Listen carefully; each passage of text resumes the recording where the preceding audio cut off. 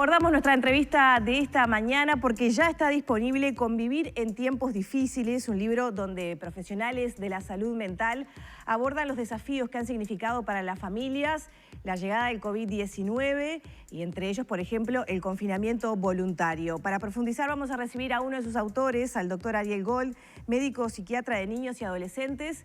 También los otros dos autores son Roberto Balaguer y Lorena Stefanel. Bienvenido. Gracias.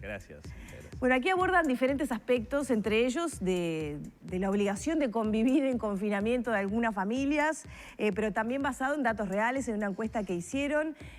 ¿Con qué se encontraron al relevar la situación de las familias uruguayas durante la emergencia sanitaria? Bien, lo primero es que teníamos una perplejidad importante, como teníamos todos, pero como trabajadores de salud mental, cuando nos preguntaban qué se hace, qué podemos aportar para tratar de que esto, bueno, sea un poco más suave, etcétera, no sabíamos, porque no teníamos ninguna experiencia. Y cuando uno no tiene experiencia propia, busca la experiencia de los demás. Los demás son los colegas que están alrededor y las personas que están en el mundo. Nadie sabía qué implicaba la relación padres-hijos, qué implicaba el desarrollo emocional en una situación de confinamiento. En realidad, la gente lo podía sospechar y uno podía opinar. Y entonces empezamos a encontrar que había gente que decía, a mí me parece que la gente debe estar de tal manera. Pero el me parece, para los que trabajamos en ciencia, es una complicación. Entonces decidimos mandar a un grupo de pacientes, de padres de pacientes, una encuesta que nos dijera qué es lo que está pasando con ellos, desde el punto de vista emocional y desde el punto de vista del vínculo con sus hijos. Y entonces, junto con Roberto Balaguer, armamos la encuesta y la idea nuestra era mandárselo a 100 padres cada uno, digamos así, ¿no? En 5 días teníamos 1.453 respuestas de personas, porque cada uno de ellos le había mandado por vía online, digamos, esta encuesta, y de allí surgieron las respuestas de esta cantidad de familias que no son representativas del Uruguay. Para nuestra sorpresa, lo que estaba pasando no era tan malo. Estamos hablando de las primeras semanas, O sea, estamos hablando de los primeros 42 días. ¿Por qué es importante los primeros 42 días? Porque los estudios que hay en el mundo sobre repercusión del confinamiento en el desarrollo emocional de los niños son máximo de 21 días y nosotros llevamos 42 días. Esperábamos un desastre y no era tal desastre. Resulta que pudimos rescatar una gran cantidad de cosas positivas que implican que yo, cuando tengo la posibilidad de estar con mis hijos, mejoro la relación con ellos. Lo que pasa es que acá me obligaron a estar con mis hijos. De las 1.400 y pico de respuestas, cerca de 900 eran personas que estuvieron 5 a 6 semanas todo el tiempo con sus hijos. No hay estudios sobre qué pasa cuando los padres estamos con nuestra familia, aunque la amemos profundamente, digamos, todo el tiempo, y por tiempo indeterminado, porque una cosa es que te digan, mira, durante 2 semanas vas a tener que estar con esta gente, pero otra cosa es que te digan, no sé hasta cuándo. Entonces, el cerebro humano no está preparado para estar 24 horas con las mismas personas todo el tiempo, digamos, durante mucho tiempo, sí. Eso hay que saberlo. Y sin saber hasta cuándo iba a durar, y sin saber los condicionamientos exteriores de la evolución de la enfermedad. Totalmente, ¿no? Porque afuera había una tempestad. Ese era el tema. Además no era que, el tema laboral, ¿no? El tema económico. Ahora, lo interesante es que al no ser obligatoria la cuarentena, eso bajó la repercusión negativa que se ha estudiado en otros lados respecto a lo que es la repercusión emocional. De ahí sacamos una cantidad de datos y de alguna manera, tomando lo que ya habíamos hecho con el libro Convivir, del año pasado, estuvimos aquí sí, presentándolo. Bueno, basado en ese libro, tuvimos la suerte de poder conectarnos con Lorena Stefanel y con Roberto Balaguer y armamos este libro, digamos, para poder decir, bueno, lo más tremendo de esta historia es cómo hacemos para convivir, siempre y cuando tengamos en cuenta que somos familias que estamos viviendo una situación difícil, pero no acuciante. Eso es bien importante, porque cuando yo lo dije siempre y casi lo repito como un mantra, digamos, tenemos que tener presente siempre que cuando uno habla de cómo podemos hacer para ayudar, digamos, en este caso, desde el punto de vista, los que trabajamos en salud mental, en qué podemos colaborar, es bien importante tener en cuenta que hay una cantidad de familias que están en situación realmente trágica. Entonces, sí, con pérdida de trabajo, de salud. Y sin saber cómo le voy a hacer para alimentar a mis hijos y cómo hago para estar encerrado soportando la violencia que ya tenía y que me salvaba porque me escapaba algún momento del día, digamos así, pero cuando no se puede y me quedo en el mismo lugar. Entonces, hablando de las otras familias, ¿verdad?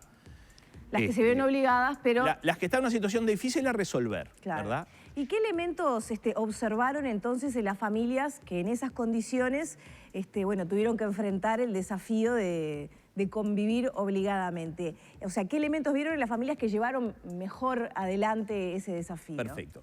El elemento fundamental es que hubo un redescubrimiento de las personas que convivían. El elemento fundamental fue la posibilidad de no solo estar físicamente presente mucho tiempo, sino de mejorar la disponibilidad emocional de los padres. Aparecen en gran cantidad de respuestas, empezamos a charlar, empezamos a jugar juegos de caja, empezamos a almorzar juntos, empezamos a tolerar más las cosas que eran para nosotros poco tolerables en situaciones de gran apuro y dale que tenés que hacer esto y que tenés que hacer lo otro. Entonces, al desarrollarse la paciencia y al desarrollarse la posibilidad de estar con el otro de verdad y no a las apuradas, empezaron a aparecer una cantidad de cosas interesantísimas. ¿Para qué sirve esto? Porque uno dice, bueno, pues esto ya pasó. Porque si yo logré esto, tengo que tomar esto como importante, si realmente fue bueno para mí, y aplicarlo en lo que se viene ahora, que es esta llamada nueva normalidad o la realidad que se viene ahora. Eso es lo fundamental. O sea, todo el tiempo estuvimos diciendo necesitamos mejorar la disponibilidad emocional de los padres, no solo estar físicamente presentes. Sí, muchas veces la excusa para no lograr eso es la falta de tiempo, ¿no? Exactamente. Ahora tiempo hubo. Exactamente, o sea que el tema tiempo, ahora la calidad del tiempo en un grupo determinado de personas mejoró. ¿Cuántas? Bueno, de nuestras 1.400 y pico, cerca de 300, hubo una mejora de la calidad impresionante. Pero ¿sabés la palabra que aparecía? ¿Qué palabra? O el concepto. Lo que para nosotros era imposible. Pude tener más paciencia, lo que para mí era imposible. Pudimos estar charlando juntos sin aparatos electrónicos, lo que para nosotros era imposible. Imposible es volar como los pájaros. Todo lo demás puede ser muy difícil. Pero si yo lo tomo como imprescindible, tengo que tratar de tomar eso y aplicarlo. Bueno, el libro Convivir en tiempos difíciles trata de dar estrategias para que esto sea posible. ¿Y qué estrategias son esas a nivel general? Había cuenta de que probablemente en algunos meses o el año que viene retomemos la normalidad normal, valga la redundancia, pero que probablemente tampoco sea tan igual a lo previo a la aparición del coronavirus. ¿Y sabes qué, Lorena? En algún aspecto, ojalá no sea igual al 12 de marzo para atrás. Porque si algo desnudó esto que nos pasó, es que había cosas que no estaban bien. Una de ellas es esto de que el vínculo padres-hijos tiene que mejorar. Acá porque nos obligaron, ¿verdad? Las estrategias son la capacidad de desarrollar autorregulación, es decir, la capacidad de que el niño pueda desarrollar control de espera y control de impulsos, y para eso los padres tienen que desarrollar eso. La capacidad de desarrollar empatía, la capacidad de entender que el gran enemigo en nuestra convivencia es el estrés. Y entonces tenemos que hacer cosas para bajar el nivel de estrés. Por supuesto, todo esto, y alguna gente estará, digamos, diciendo, esto es pura cháchara, digamos, esto es hablar. Hablar, por supuesto que es mucho más fácil.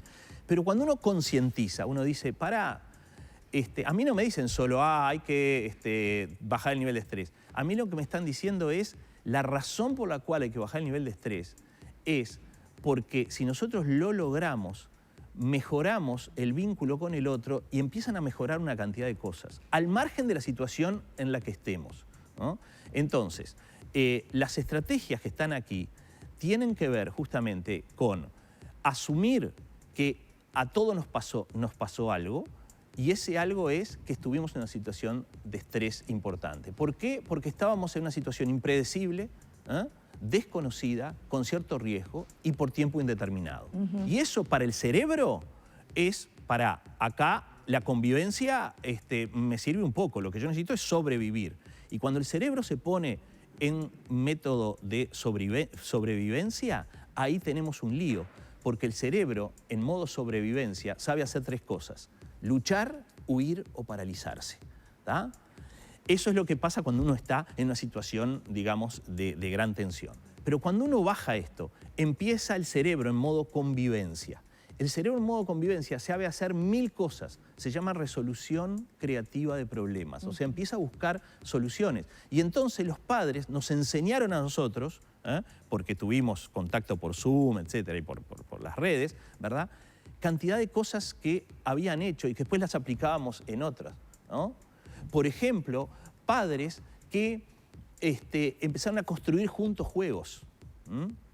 La idea era jugar juego de caja, pero lo más importante fue que lo construían ellos. Entonces todo eso dijimos, wow, vamos a ponerlo. Padres que nos dijeron cómo ponían las rutinas. Padres que les hubiera encantado hacer eso si hubieran tenido tiempo y ahora tenían tiempo. Ajá. ¿Qué pasa con la autorregulación? Porque mucho se habla o seguido de que los adultos tenemos pocas capacidades para autorregularnos y después eso obviamente se pasa a nuestros hijos y a veces vemos el exponente, ¿no?, en los pequeños de que no se pueden autorregular y estalla ahí las peleas, pero en realidad viene de adultos con esas carencias. ¿Qué pautas se puede dar cuando hablamos de autorregulación? Bien, primero entender de qué se trata, ¿no?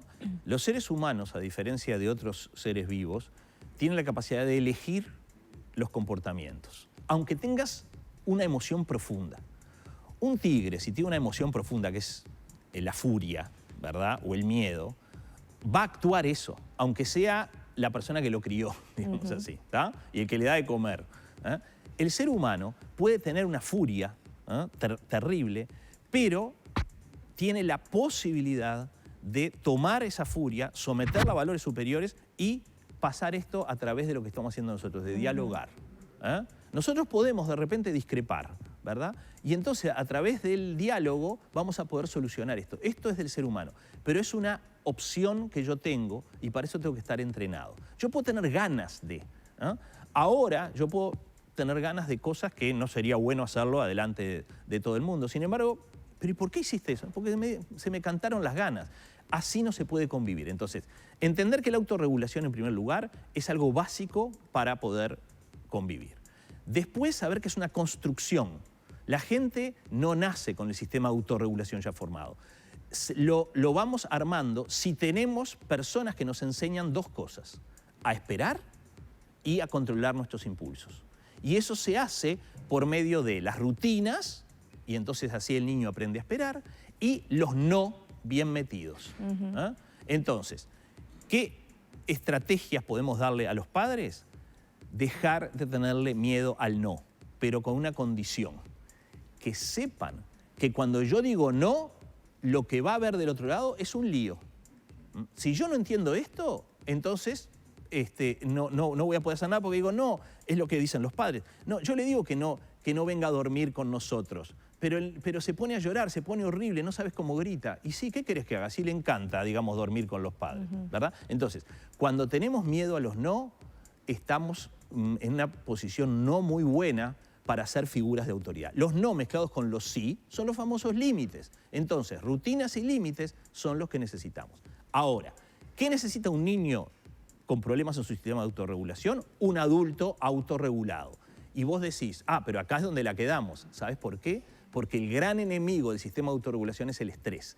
La autorregulación en situación de estrés baja muchísimo. Entonces tenemos adultos con un nivel de estrés brutal, todos, que no podemos controlarnos de manera adecuada. Haces la prueba en la calle, te pones en un semáforo, con el auto adelante, apenas aparece la verde, le pegás un bocinazo y se baja el tipo. Dice, ¿qué? Eso es autorregulación, una medida de autorregulación. Esa persona no está autorregulada. Vos simplemente le tocaste para avisarle que mirá que hace 3 segundos que está la verde. Y sin embargo el tipo se baja, ¿no? Le haces así con la camiseta y te encaja un balazo.